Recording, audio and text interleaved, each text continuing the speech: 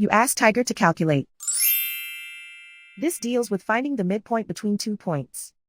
The midpoint between the 2 points is 68.5, 15. Let's solve it step by step. Plot the 2 points and calculate the midpoint using the formula.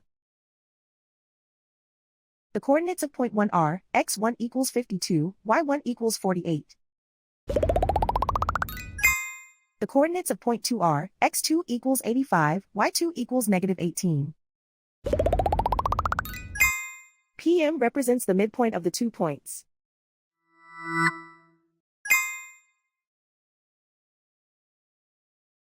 Use the x values in the midpoint formula to find the midpoints x. x1 equals 52.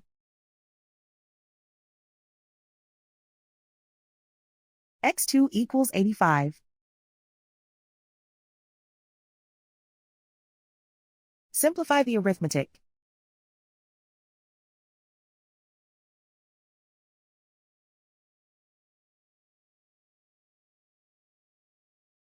Use the y values in the midpoint formula to find the midpoints y.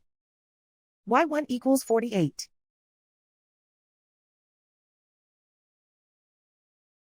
y2 equals negative 18. Simplify the arithmetic.